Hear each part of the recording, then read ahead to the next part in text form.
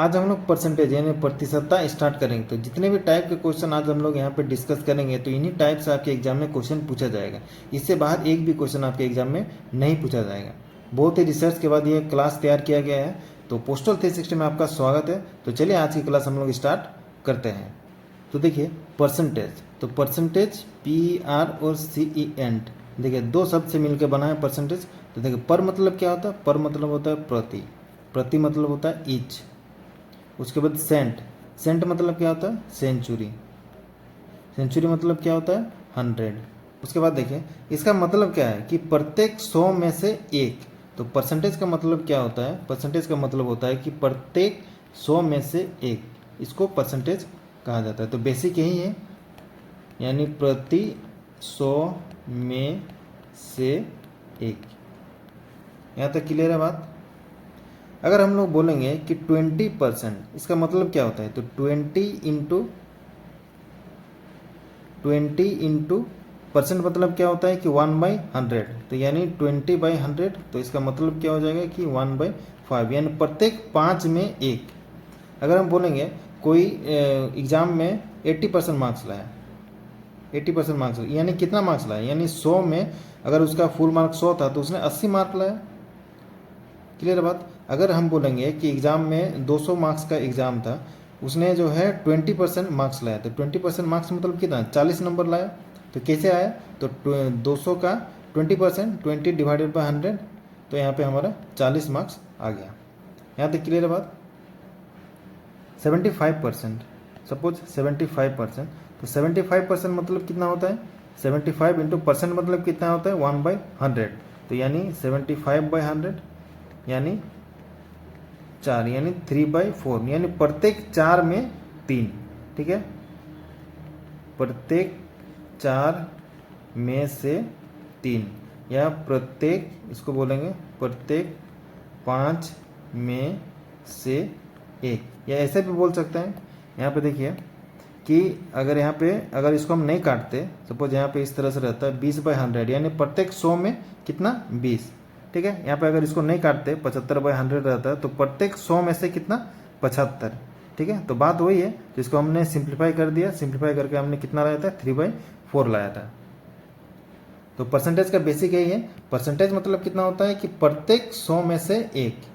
Clear है बात।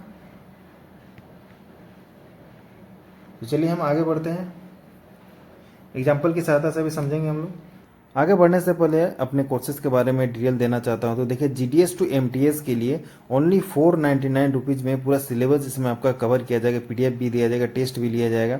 उसके बाद GDS टू MTS और पोस्टमैन के लिए आप देख सकते हैं 699, ओनली 699 रुपये में पूरा सिलेबस इसमें आपका कवर किया जाएगा। उसके बाद पोस्टमैन ओनली के लिए देख सकते हैं 599 ओनली में आपका पूरा इसमें कोर्स कवर किया जाएगा। उसके बाद PA ओनली के लिए देख सकते हैं 1499। उसके बाद सभी कोर्सेज के लिए 2499 रुपये जो इसका फीस रखा गया है। अगर आप हमारे कोर्सेज को परचेज करना चाहते हैं तो नीचे व्हाट्सअप नंबर दिया गया है, या इस व्हाट्सअप नंबर पर आप हमसे कांटेक्ट कर सकते हैं। तो जल्दी कीजिए, ये ऑफर जो है कुछ ही समय के लिए है। चलिए हम क्लास में आगे बढ़ते हैं। तो देखिए 30% ऑफ 40, तो इस तरह का भी क्वेश्चन आपके एग्जाम में पूछा जाता है। तो बहुत ही सिंपल क्वेश्चन है, कितना होगा कैसे होगा देखिए 30%। तो 30% मतलब क्या होता है, मैंने अभी में बताया कि परसेंट मतलब होता है कि 1/100, यानी प्रत्येक 100 में से एक। क्लियर है। तो देखिए 1/100 हो जाएगा यहाँ पे। ऑफ मतलब होता है इनटू, मैंने आपको पढ़ाया था। उसके बाद 40 बोर्ड मास में मैंने आपको पढ़ाया था। 2 जीरो से यहाँ पे 2 जीरो कट गया, तो कितना हो जाएगा हमारा यहाँ पे 12। तो ये हमारा जो है आंसर हो जाएगा। उसके बाद देखिए इसको कैसे सॉल्व करेंगे। तो देखिए 25%, परसेंट मतलब 1/100, ऑफ मतलब इंटू 40। तो देखिए 25 4 हो गया यहाँ पे, 4 यहाँ पे 10 हो गए, तो यानी कितना हो गया 10। ये हमारा आंसर हो गया। यहाँ पे क्वेश्चन देखिए क्या बोल रहा है कि यदि x का मान y के मान से 25% कम है तो y का मान x से कितना प्रतिशत अधिक है। यानी if the value of x is 25% less than the value of y, then what percent is the value of y more than x। तो अब देखिए कैसे सॉल्व करेंगे। तो यहाँ पे क्वेश्चन में क्या बोल रहे हैं कि यदि x का मान y के मान से 25% कम है, यानी x का मान y के मान से 25% कम है, तो मान लीजिए y का मान मतलब 100 है, तो x का मान क्या होगा, तो 25% कम है। तो मैंने पिछले क्लास में आपको बताया था प्रॉफिट एंड लॉस के क्लास में, अगर कम बोलेगा तो उसको 100 से उतना माइनस कर देना है। तो माइनस कर देंगे तो यहाँ पे 75 हो जाएगा। अगर बोलता है कि 25% अधिक है तो यहाँ पे क्या करते हैं 100 से हम 25 यहाँ पे जोड़ देते हैं तो हमारा आ जाता है 125। तो यहाँ पे क्या हो जाएगा हमारा x इक्वल टू हो जाएगा 75। तो क्या बोल रहा है कि y का मान x के मान से, यहाँ पे देखिए y का मान x से कितने प्रतिशत अधिक है। तो y का जो मान है x के मान से कितना परसेंट अधिक है। तो देखिए y कितना परसेंट अधिक है x से, तो देखिए कितना अभी अधिक है, देखिए तो 25 अधिक है, 25 ज़्यादा है, 25 से ज़्यादा है तो 25 यहाँ पे लिख देंगे। उसके बाद जिससे परसेंटेज निकालना है तो किससे परसेंटेज निकालना है, y का मान x के मान से, तो x के मान से, तो यहाँ पे एक नोट करके आप लिख लीजिए, जिससे परसेंट निकालना है उसको नीचे रखते हैं। ठीक है, देखिए किससे निकालना है, x से कितने प्रतिशत अधिक है, तो x से निकालना है। तो x से कितना वैल्यू है 75 इंटू 100, तो यहाँ पे काट देंगे तो 25 के 75, तो यहाँ पे 100/3 हो गया, यानी हमारा 33.1/3 जो है परसेंट हमारा ये आंसर हो जाएगा। तो y का मान x के मान से जो है 33.1/3% अधिक है। अगला क्वेश्चन देखिए, C की आय B की आय से 20% अधिक है और B की आय जो है A से 25% अधिक है। तो C की आय A से कितने प्रतिशत अधिक है। तो कैसे सॉल्व करेंगे इसको, तो मान लीजिए सपोज यहाँ पे A से कितने प्रतिशत अधिक है, तो किसी का भी आय, किसी एक की आय को हमको मानना पड़ेगा। तो सपोज A की आय बराबर 100 मान लीजिए यहाँ पे, तो B की आय कितनी होगी। तो देखिए यहाँ पे क्या बोल रहा है कि C की आय B से 20% अधिक है,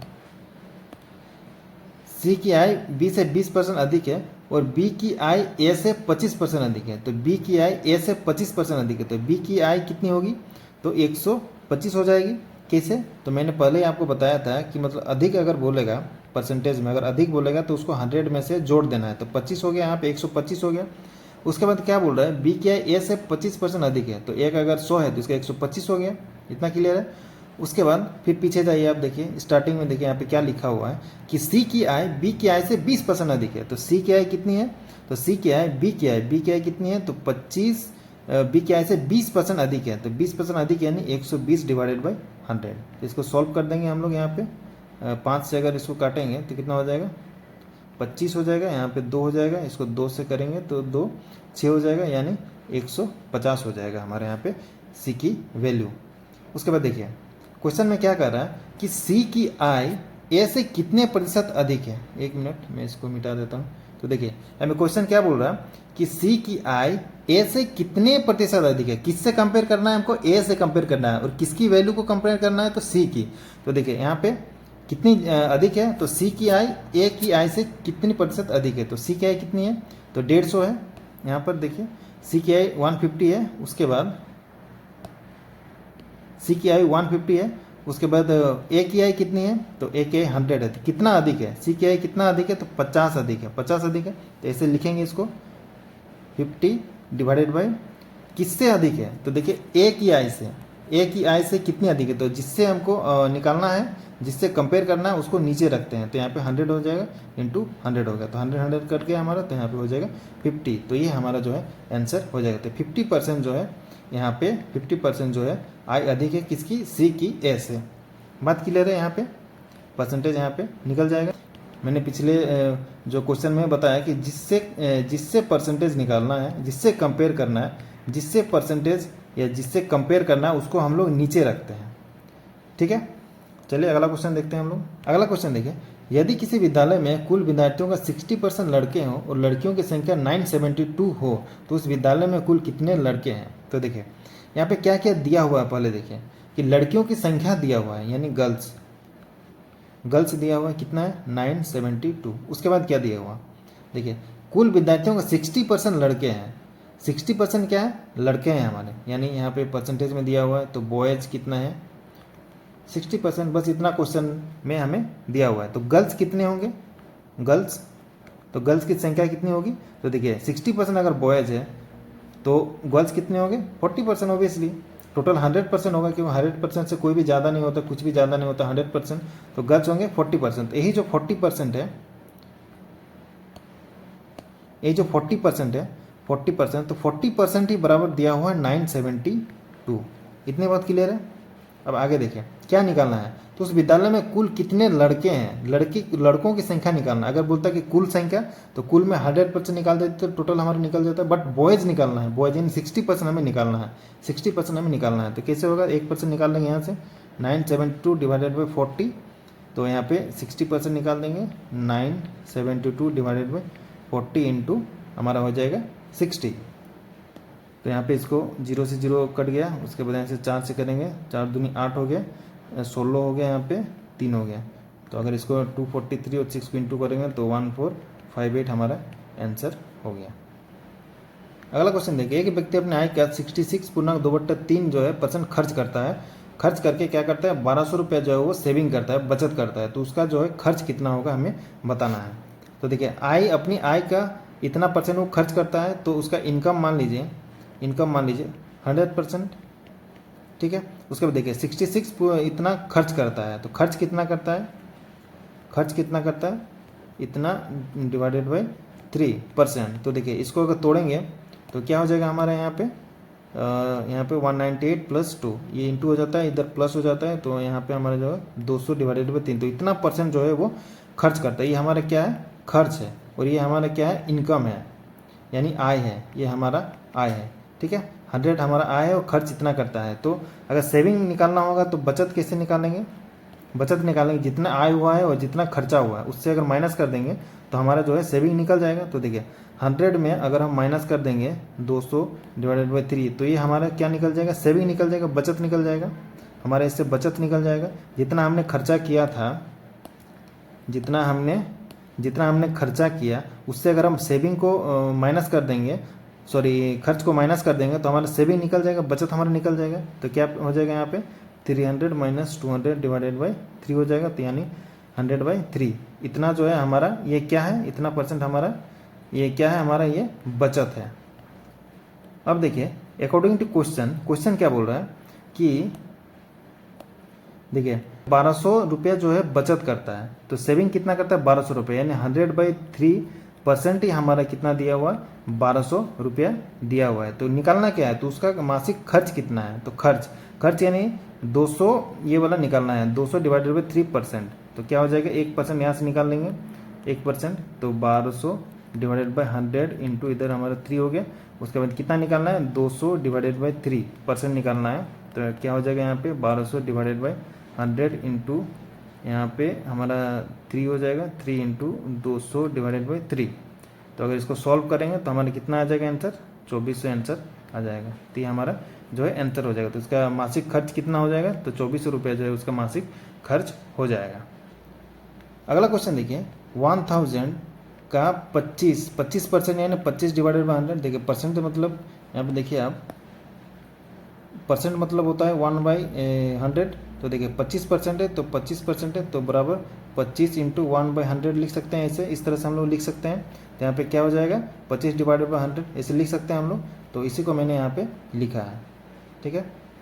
आगे बढ़ते हैं। तो देखिए उसके बाद यहाँ पे क्या हो जाएगा हमारा, यहाँ पे हो जाएगा फिर 1%, यानी 1 डिवाइडेड बाई 100 का 1%, मतलब 1 डिवाइडेड बाई 100 कितना होगा बोल रहा है। तो देखिए यहाँ पे अभी काटेंगे इसको, 2 0 से 2 0 हमारा कट गया यहाँ पे।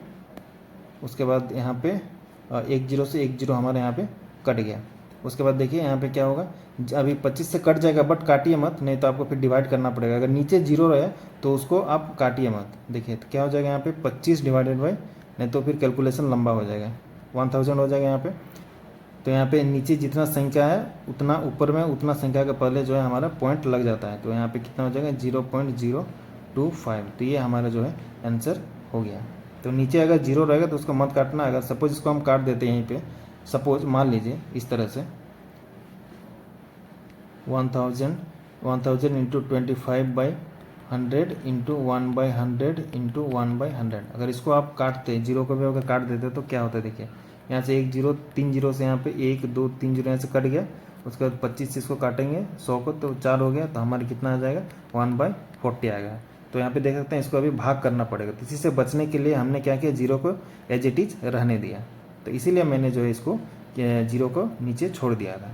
तो इस चीज़ का आप ध्यान रखिएगा जब मैथ कैलकुलेशन आप करते हैं। तो आगे बढ़ते हैं, चलिए हम लोग अगला क्वेश्चन देखें।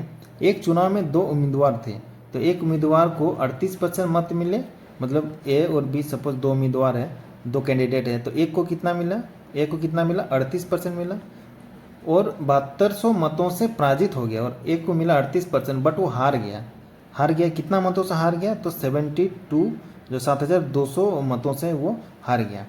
तो यहाँ पे देखिए, तो वैध मतों की कुल संख्या कितनी है, तो total number of valid votes के बारे में निकालना है। तो यहाँ पे कैसे निकालेंगे इसको देखिए ए को कितना मिला वोट यहाँ पे, तो ए को 38% मिला, तो बी को कितना मिला होगा, टोटल 100% अगर वोटिंग मान के चलें तो कितना परसेंट बी को मिला होगा, जो वैलिड वोट मान लीजिए, ये वैलिड वोट है, मान लीजिए वैलिड वोट है, ठीक है, वैलिड वोट मान लीजिए 100% है, तो ए को मिला 38%, तो बी को कितना मिला होगा, बी को ऑब्वियसली हमारा 62% मिला होगा, क्योंकि देखिए 100 से अगर माइनस करेंगे हम लोग 38, तो कितना हो जाएगा यहाँ पे हमारा 62% हो जाएगा, तो 62 जो वोट है वो मिला बी को। इतना बात क्लियर है। तो देखिए अभी क्या बोल रहा है कि बी को 62% मिला, इसको अच्छे से समझिए, ध्यान से इसको देखिए। अभी बी को 62% मिला, ए को 38% मिला, तो बी को ज़्यादा मिला था कितना 62%, तो ये ए जो है 7200 मतों से हार गया, मतलब 72 वोट से हार गया। तो हार और जीत का फैसला कब होता है, तो दोनों का जो डिफरेंस होगा वही हार जीत का फैसला होता है, उसी से हार जीत का फैसला होता है। तो देखिए इसका मतलब क्या दिया हुआ, हम लोग बोल सकते हैं कि 62 - 38% बराबर यही दिया हुआ है आपका 7200 वोट, समझ गए। तो देखिए इसको अगर मैं यहाँ पे घटाएंगे, माइनस करेंगे, तो कितना हो जाएगा हमारा 24 आ जाएगा, 24% बराबर कितना हो जाएगा 72, यहाँ पे 100 आ गया। उसके बाद 1% यहाँ पे निकाल देंगे, तो 72 यहाँ पे 00 डिवाइडेड बाई 24। तो क्या निकालना क्या है, तो वैध मतों की कुल संख्या, तो हमने वैध मत कितना माना था, वैलिड वोट कितना माना था 100% माना, तो 100% यहाँ से हम निकाल देंगे 100%, तो इधर करते हैं कैलकुलेशन, तो 100% यहाँ पे निकाल देंगे, तो 100% कितना हो जाएगा, तो 7200 डिवाइडेड बाई 24 इंटू कितना हो जाएगा यहाँ पे 100 हो जाएगा, तो 24 यहाँ पे 3 हो जाएगा, 300 हो जाएगा, तो यहाँ पे कितना हो जाएगा 3 और 4 0, यानी 30,000। तो हमारा जो है आंसर हो गया। अगला क्वेश्चन देखिए, एक टीम ने 40 मैच खेले और उनमें से 24 जीते, उस टीम द्वारा जीते गए खेलों का प्रतिशत कितना, मतलब कितना परसेंट वो जो है मैच जीता। तो देखिए यहाँ पे कैसे इसको निकालेंगे, बहुत ईजी क्वेश्चन है। तो उसने जो है 24 मैच जो है जीता, और टोटल कितना मैच है, टोटल है हमारा 40 मैच। तो देखिए जब भी हम इस तरह का परसेंटेज निकालेंगे तो टोटल हमेशा नीचे होता है, टोटल हमेशा जो है नीचे होता है परसेंटेज निकालते समय। तो देखिए यहाँ पे कैसे होगा, तो परसेंटेज किसका निकालना है, 24 का निकालना है, मतलब जो जितना उसने जीता, तो 24 डिवाइडेड बाई 40 इंटू 100, ये हमारा क्या है, ये हमारा है टोटल, ये हमारे कितना उसने जीता। उसके बाद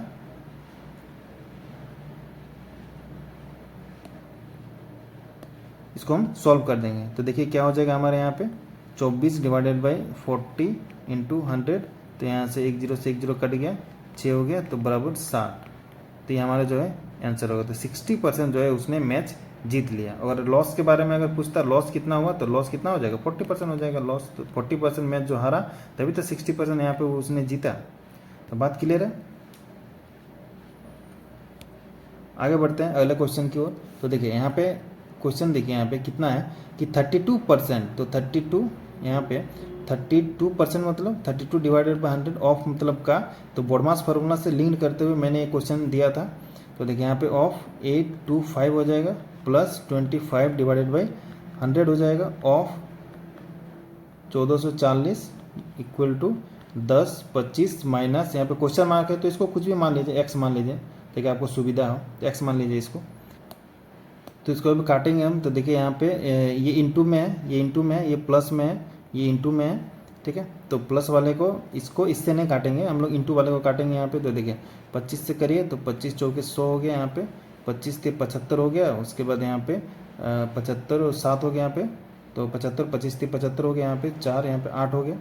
उसके बाद इसको भी करिए उसी तरह से, 25 4 हो गया, यहाँ पे 4 3 12 2 बच्चा 6 24 360 हो गया यहाँ पे। तो कितना है हमारा यहाँ पे, इसको अगर इंटू कर देंगे 8 और 33 तो हमारा हो जाएगा 264 हो जाएगा, प्लस यहाँ पे 360 हो जाएगा, इक्वल टू 10 25 माइनस यहाँ पे x हो जाएगा हमारा। तो इसको अगर ऐड कर देंगे तो कितना हो जाएगा 4 हो जाएगा, 2 हो जाएगा, 1 बचा 6 हो जाएगा यहाँ पे इक्वल टू 10 25 माइनस एक्स हो गया। तो अगर इसको हम देखिए यहाँ पे एक्स को इधर ले आएंगे हम इक्वल टू इधर, तो ये माइनस में है तो प्लस हो गया हमारे यहाँ पे, प्लस हो जाएगा इक्वल टू, अगर समझ में नहीं आ रहा तो इस तरह से लिखते हैं, एक्स को इधर ले आएंगे हम, ठीक है। तो देखिए माइनस से इधर एक्स, तो इधर एक्स आ गया तो प्लस में हो गया, यहाँ से 10 25, ये अगर इधर चला जाएगा तो ये माइनस में हो जाएगा, -624। तो हमारा एक्स का वैल्यू कितना आ जाएगा 401। तो ये हमारा जो है आंसर हो जाएगा। अगला क्वेश्चन देखिए, an employee gets 40% of his basic pay as DA, if DA is 24,000 what is the basic pay. एक एम्प्लॉय है, ठीक है, 40% of his basic pay as DA, तो उसका बेसिक पे मान लीजिए 100% है, 100% है, ठीक है। डीए कितना है उसका, डीए मान लीजिए कि यहाँ पे 40% दिया हुआ है, डीए 40% है, तो डीए इज 24,000, तो यही जो 40% दिया हुआ है, डीए 40% जो दिया हुआ है, यही हमारा कितना दिया हुआ है 24,000 दिया हुआ है। तो व्हाट इज़ द बेसिक पे, तो बेसिक पे निकालना है। यहाँ पे हमने बेसिक पे को ही माना था 100, तो लेट बेसिक पे बराबर कितना है हमारा 100%। तो डीए कितना हो जाएगा हमारे यहाँ पे, डीए 40 हो गया, तो हमारा 40% यही दिया हुआ है, डीए हमारे 24,000, तो 1% निकाल देंगे यहाँ से, तो 24,000 डिवाइडेड बाई 40, तो कितना निकालना है 100% निकालना है, यानी हमारा पूरा डीए निकालना है, तो 100% बराबर हो जाएगा यहाँ पे 24,000 डिवाइडेड बाई 40 इंटू 100, तो एक से एक जीरो कट गया हमारा, 600 हो गया। तो यहाँ पे हमारा कितना हो जाएगा आंसर, 6 और 4 जीरो यानी 60,000 हमारा आंसर हो गया। अगला क्वेश्चन देखिए, 841 divided by 29 plus 650 divided by 5 plus X equal to 35% of 1600, find the value of X. तो हमें इसका वैल्यू जो है निकालना है। तो देखिए जैसा दिया हुआ वैसे लिख लेते हैं पहले, 841 डिवाइडेड बाई 29 प्लस 650, ये आपको लगेगा कि बोर्ड मास का है, बट मैंने इसको ऐड कर दिया यहाँ पे क्योंकि परसेंटेज है इसीलिए, ताकि आपके प्रैक्टिस हो जाए। 5 प्लस यहाँ पे एक्स हो गया हमारा बराबर 35, परसेंटेज है तो परसेंटेज मतलब क्या होता है 1/100, ऑफ मतलब इनटू होता है, उसके बाद 1600 हो गया। तो अभी इसको सॉल्व करेंगे। तो पहले जो होता है किसका काम होता है, पहले मैंने बताया था बोर्ड मास फार्मूला में, बोर्ड मास मैंने आपको पढ़ा दिया है, BODMAS। तो पहले देखिए डिवाइड और प्लस में सबसे पहले किसका होगा, तो देखिए डिवाइड और एडिशन, तो जो सबसे पहले आता है उसको सबसे पहले सॉल्व करेंगे। तो डिवाइड सबसे पहले आता है तो डिवाइड को सबसे पहले यहाँ पे हम सॉल्व करेंगे। तो देखिए इसको अगर हम 29 को 841 से करेंगे तो हमारा डिवाइड करेंगे कितना आ जाएगा 2 आएगा, प्लस यहाँ पे अगर इसको डिवाइड कर देंगे 650 का अगर हम 5 से डिवाइड कर देंगे तो कितना हो जाएगा 1 हो जाएगा, 130 हो जाएगा यहाँ पे हमारा, प्लस एक्स हो जाएगा बराबर हो जाएगा कितना। तो देखिए यहाँ पे इंटू में, सारे इंटू में, तो यहीं पे इसको जीरो को काट दीजिए, तो 00 से 00 कट गया यहाँ पे हमारा, तो कितना हो जाएगा 35 से अगर 16 को हम इंटू करेंगे तो हमारा हो जाएगा 560। उसके बाद देखिए यहाँ पे 29 और इसको अगर ऐड कर देंगे तो हमारा हो जाएगा 159 प्लस एक्स बराबर 560। तो x बराबर कितना हो जाएगा 560, अगर ये 159 इधर प्लस में है, इधर चला गया तो माइनस में हो जाएगा, तो -159। तो हमारा कितना हो जाएगा यहाँ पे x का वैल्यू, इसको अगर माइनस कर देंगे तो हमारा यहाँ से 1 हो गया, 0 हो गया, 4 यानी 401 जो हमारे यहाँ पे आंसर हो गया। तो इस तरह का क्वेश्चन में आपके एग्जाम में पूछा जाता है, तो प्रीवियस ईयर आप देख सकते हैं, इस तरह का क्वेश्चन आपको जरूर मिलेगा। अगला क्वेश्चन देखिए, एक गांव की जनसंख्या पहले वर्ष में 5% बढ़ जाती है और दूसरे वर्ष में 5% घट जाती है, और दूसरे वर्ष के अंत में इसकी जनसंख्या कितनी 37,880 रुपया थी दूसरे वर्ष में, पहले वर्ष के प्रारंभ में जनसंख्या क्या थी। तो देखिए यहाँ पे इसको अच्छे से समझिए, मान लीजिए कोई साल है 2000 है, मान लीजिए 2001 है, फिर इधर 2002 है। तो देखिए यहाँ पे क्या बोल रहा है कि एक गाँव की जनसंख्या पहले वर्ष में 5% बढ़ जाती है। तो मान लीजिए 2000 में कुछ जनसंख्या थी देश की, तो 5% बढ़ जाती है जनसंख्या, कितना बढ़ गया 5% बढ़ गया। अभी क्या बोल रहा है कि दूसरे वर्ष में 5% घट जाती है, जो पहले साल में मतलब 2001 में 5% बढ़ गया यहाँ पे, उसके बाद जब 2001 से 2002 के बीच में 5% इसका घट गया, तो इसकी जनसंख्या जो है दूसरे वर्ष में इसकी जनसंख्या कितनी थी 37, मतलब 2002 में इसकी जनसंख्या 47,880 थी।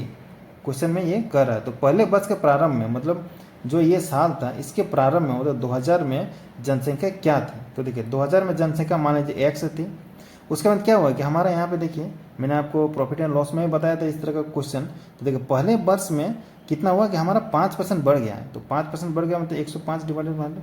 उसके बाद क्या हुआ देखिए, उसके बाद देखिए 2001 से 2002 में 5% हमारा घट गया, तो घट गया तो इसका मतलब क्या है कि 100 से माइनस कर देंगे तो 95/100 बराबर कितना हुआ है, बोल रहा है कि यहाँ देखिए क्वेश्चन में आप देखिए दूसरे वर्ष के अंत तक इसकी जनसंख्या कितनी थी, 47,880 थी।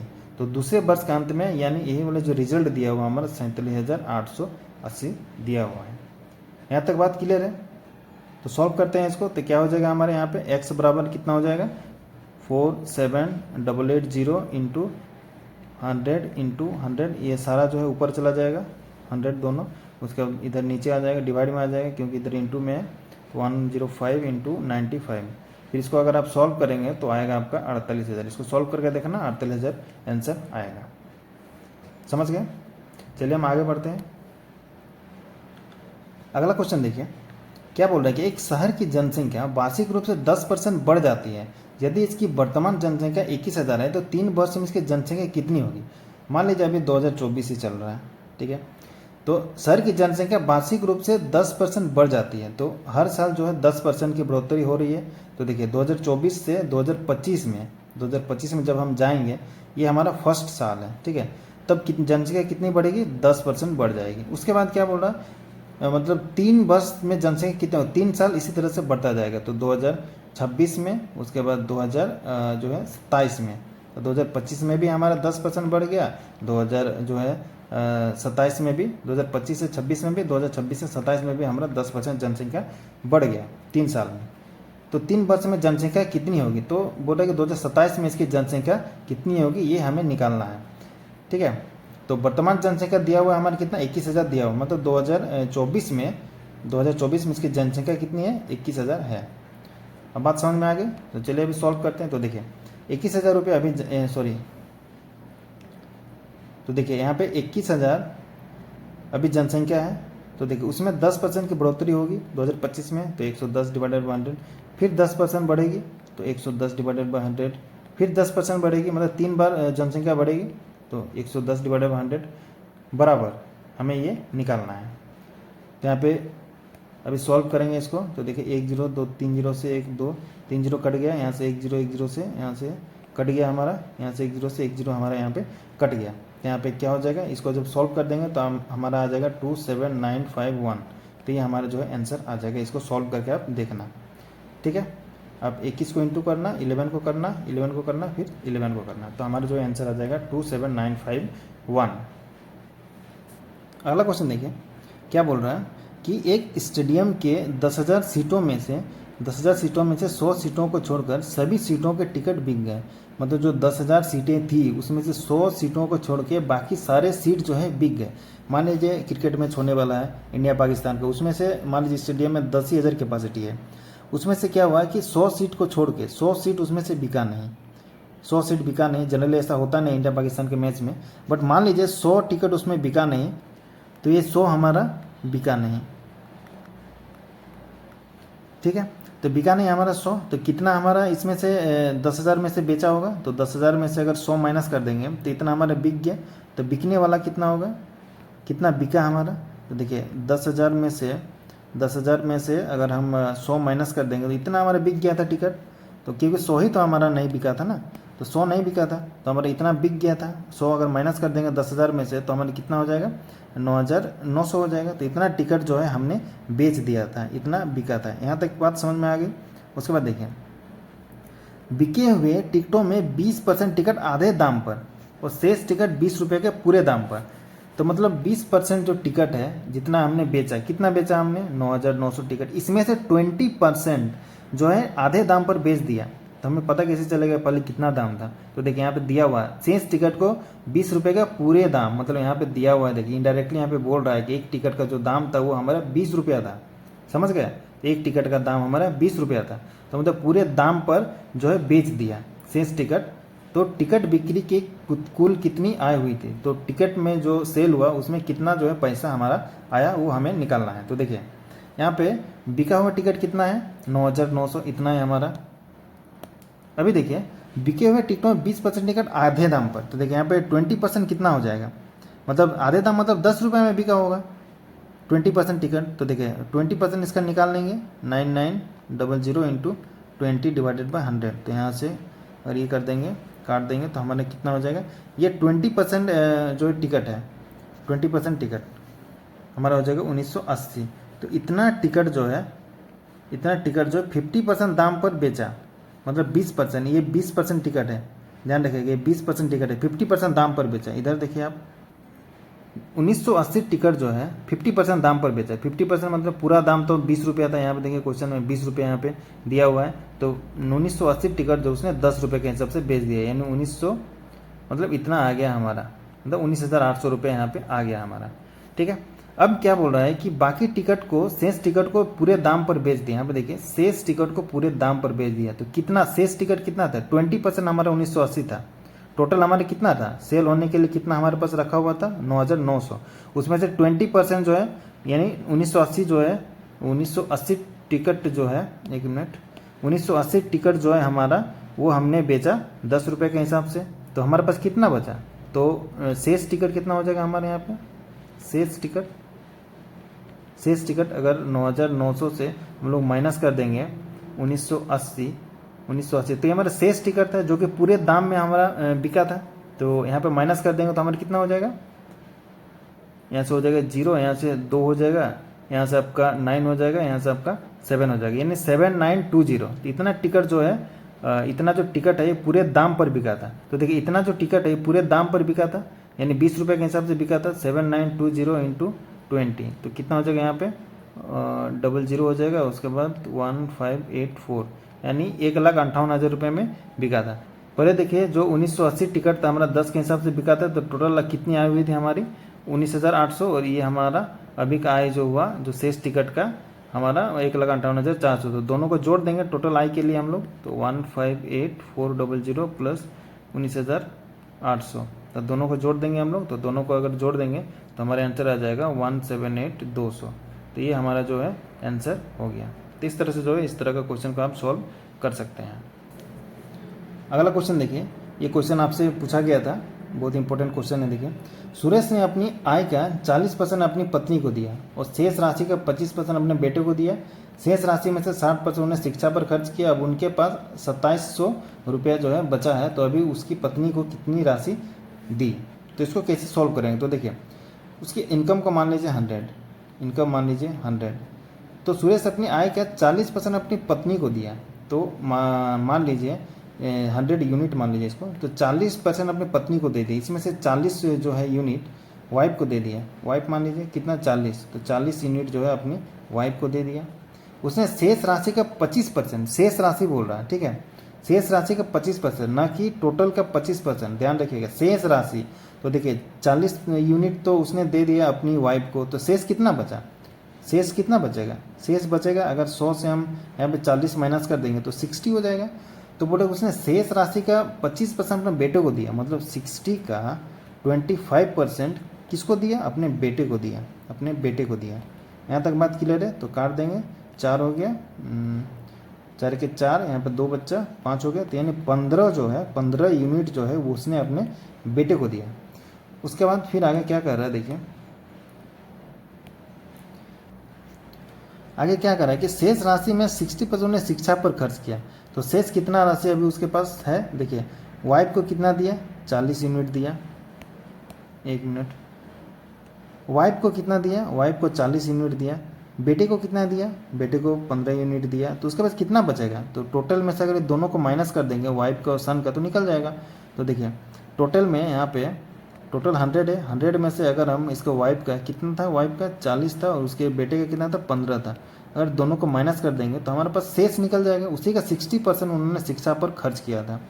तो देखिए यहाँ से अगर इसको माइनस कर देंगे तो कितना हो जाएगा हमारा 100 माइनस माइनस माइनस प्लस होगा, तो जोड़ देंगे इसको तो कितना हो जाएगा हमारे यहाँ पे 55 हो जाएगा, तो यहाँ पे हो जाएगा हमारा 45। तो 45 का उसके पास अभी बचा हुआ है, तो उसने शिक्षा पर खर्च किया किसका, शेष राशि का, मतलब इसका 60% जो शिक्षा पर एजुकेशन पर उसने खर्च किया। एजुकेशन पर कितना खर्च किया, 45 का 60% उसने एजुकेशन पे खर्च किया। तो इसको काट देंगे तो 9 हो गया, यहाँ पे 2 हो गया, यहाँ पे 3 हो गया, यानी टोटल जो एजुकेशन पे उसने 27 जो है यूनिट उसने खर्चा किया। अभी क्या बोल रहा है उसने अपनी पत्नी को कितनी राशि दी, तो वाइफ को कितनी राशि दी वो हमें निकालना है। तो उसके पास अभी कितना बचा है, तो 2700 रुपये यहाँ पे क्वेश्चन में देखिए आप, एक मैं इसको क्लियर कर देता हूँ। देखिए यहाँ पे उसके पास 2700 रुपये की राशि है, तो अभी उसके पास कितनी राशि है, 2700 रुपया भी है। तो देखिए कितना उसने एजुकेशन पे इतना खर्चा किया, उसके बाद वाइफ पे बेटे पे इतना खर्चा किया, तो कितना बचेगा यहाँ पे। तो देखिए यहाँ पे कैलकुलेट करेंगे कितना उसने खर्चा किया पहले। तो देखिए पहले वाइफ पे कितना खर्चा किया, तो 40 खर्चा किया, प्लस बेटे पे कितना किया, 15 किया, प्लस एजुकेशन में कितना किया, 27 जो उसने एजुकेशन पे खर्च किया। तो टोटल कितना खर्च किया यहाँ पे, अगर इसको सारे को जोड़ देंगे तो हमारा निकलेगा 82 निकलेगा, ठीक है। तो 82 यूनिट जो उसने खर्च किया, तो उसके बाद बचेगा कितना, उसके बाद टोटल कितना था यहाँ पे देखिए इधर इस साइड में। तो देखिए उसके बाद टोटल 100 था, तो 100 में से अगर हम 82 निकालने माइनस कर देंगे तो कितना हो जाएगा हमारे यहाँ पे, 18 हो जाएगा। तो यही 18 बराबर दिया हो 2700 रुपये, तो 18 बराबर यहाँ पे दिया हो 2700 रुपये दिया हुआ, 18 यूनिट बराबर। तो क्या निकालना है, उसने अपनी पत्नी को, तो पत्नी को वाइफ को कितना दिया था, 40 यूनिट दिया था, तो 1 यूनिट यहाँ से निकाल लेंगे, 2700 डिवाइडेड बाई 18, तो 40 यहाँ से निकाल देंगे, तो 40 बराबर कितना हो जाएगा हमारा, 2700 डिवाइडेड बाई 18 इंटू 40। तो यहाँ पे कैलकुलेट कर देंगे, 29 27, यहाँ पे हो जाएगा 300, उसके बाद 2 हो गया, यहाँ पे 2 20 हो गया, तो यहाँ पे कितना हो जाएगा, 3 दूनी 6 और यहाँ पे 3 जीरो, तो 6000 जो है ये हमारा आंसर हो जाएगा। तो वाइफ को कितना दिया, वो 6000 दिया। अगला क्वेश्चन देखिए, यदि बिजली के बिल में 20% की कटौती होती है तो 100 रुपये फिर भी उसको देना पड़ता है, तो ओरिजिनल जो बिल क्या है। तो देखिए यहाँ पे बिजली बिल है, मान लीजिए उसमें 20% का छूट दिया उसको, मान लीजिए 100% है बिजली बिल, ये बिल है, मान लीजिए बिल है 100% है, मान लीजिए बिल को 20% की कटौती होती है, मतलब 80% उसने दिया, कटौती हुआ मतलब क्या, उसने कितना जमा किया, 80% उसने दिया होगा, जमा किया होगा, उसने जमा किया होगा बिजली बिल 80%, तो फिर भी उसको 100 रुपया देना पड़ा, फिर भी उसको क्या है कि 100 रुपया देना पड़ा। तो यही चीज़ जो है 80% बराबर 100 रुपये यहाँ पे दिया हुआ, तो 1% यहाँ से निकाल देंगे, 100/80 1%, तो कितना जो है ओरिजिनल बिल क्या है, तो ओरिजिनल बिल कितना था हमारा 100%, तो 100% यहाँ से निकाल लेंगे, तो बहुत ईजी था ये, 100 डिवाइडेड बाई 80 इंटू 100। तो यहाँ से 1 जीरो से 1 जीरो कट गया, यहाँ से 2 हो गया, 25 हो गया, 4 5 हो गया, तो 125। तो ओरिजिनल बिल कितना था, 125 रुपये का था, तो ये हमारा आंसर हो गया। अगला क्वेश्चन देखिए, ए और बी के वेतन का योग 45,000 है। ए अपने वेतन का 85% और बी अपने वेतन का 70% खर्च करता है। ए अपने वेतन का कितना परसेंट, 85%, और बी अपने वेतन का 70% जो खर्च करता है, और उनका बचत समान है। तो बी का वेतन क्या है, उनका सेविंग जो समान है, खर्चा तो ए 85% करता है और बी अपने 70% खर्चा करता है, ठीक है, लेकिन बचत जो सेविंग जो है दोनों का समान है, और दोनों का जो वेतन का योग है वो भी हमारे यहाँ पे दिया हुआ है। तो बी का वेतन निकालना है हमें, तो कैसे निकालेंगे, तो देखिए यहाँ पे देखिए, ए अपने वेतन का 85% जो खर्च करता है और बी कितना खर्च करता है, 75%। मान लीजिए उन लोगों का इनकम कितना है, आय मान लीजिए उन लोगों की आय 100 मान लीजिए 100%, और ए अपने वेतन का 85% खर्च करता है, तो खर्च कितना हो जाएगा, ये हमारा ए का है, खर्च कितना हो जाएगा यहाँ पे 85%। उसके बाद यहाँ पे आय इतना है, खर्चा इतना है, तो सेविंग कितना हो जाएगा, बचत यानी सेविंग कितना हो जाएगा हमारा, 15% हो जाएगा ऑब्वियसली। उसके बाद देखिए यहाँ पे बी के बारे में, बी का क्या है कि वेतन का 70% खर्च करता है, तो बी का वेतन मान लीजिए, आय मान लीजिए बी का यहाँ पे 100%, बी का भी 100% मान लीजिए। उसके बाद खर्च कितना करता है, 70% खर्च करता है। बचत कितना होगा इसका, बचत होगा इसका 30%। क्लियर है बात। यदि अब उनकी बचत समान है, उनकी बचत जो है अभी समान है, ध्यान रखिए बचत समान है, अभी सेविंग समान है, तो बी का वेतन निकालना है। तो सेविंग समान है मतलब जो हमारा ए का, इसको रेशियो से बनाएंगे। देखिए रेशियो आपके सिलेबस में नहीं है, बट यहाँ पे थोड़ा सीख लीजिए आप, काम आएगा। देखिए ए का जो 15% है बराबर हम कह सकते हैं कि बी का 30% जो उसका बचत है, इसे लिख सकते हैं। तो ए बाई बी, ए इधर इंटू में है, इधर बी इंटू में है, तो ए बाई बी बराबर लिख सकते हैं हम लोग 330/15। तो यहाँ पे काट देंगे तो 2 हो गया, यानी ए बाई बी बराबर हमारा हो जाएगा 2/1।